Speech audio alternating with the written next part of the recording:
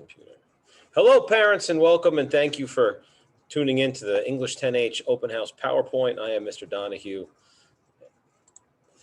This year for English 10H, we will be studying world literature. We're going to be studying authors from various places around the globe: Africa, Asia, the Indian subcontinent, South America, Latin America, in an exploration of a number of different themes: power, marginalization, cultural diffusion, and to see what 21st century literature looks like and how the world works today. On the screen now, you see our three main texts that we'll be working with. We Need New Names, a beautiful text by No Violet Bulawayo.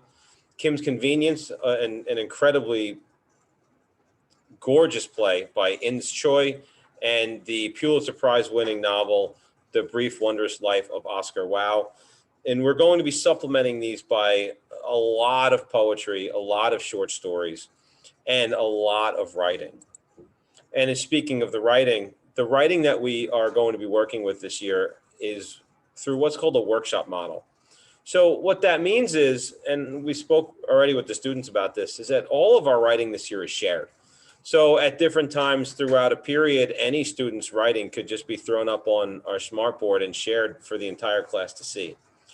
And I found over the years this to be incredibly effective in raising the level of every student's writing, because it helps the students to see that everyone's writing is similar. They're all making the same mistakes.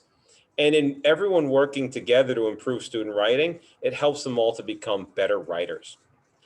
I'd also like to note that every writing assignment that we do that is not an exam may be rewritten for a higher grade as many times as they would like. In order to do that, they would just have to sit with me to go through the writing process and to discuss the ways that they can improve their writing.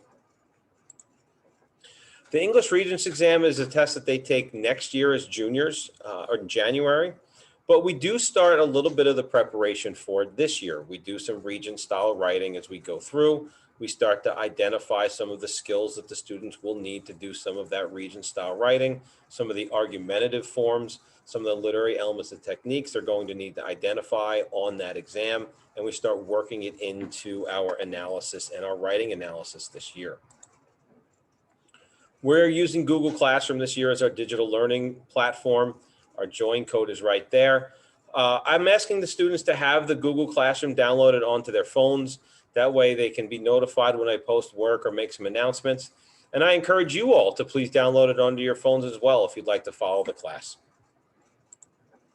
We're using Google Meet for our video streaming this year. If for any reason a student has to quarantine for an extended period of time, they're more than welcome to come and follow our class. The Google Meet link is attached to the Google Classroom. So when students log into Google Classroom, they'll see it posted right there on our welcome page. The link is there. They'll just click it and they'll see us, and they can come join us and engage in the class as much as they would like.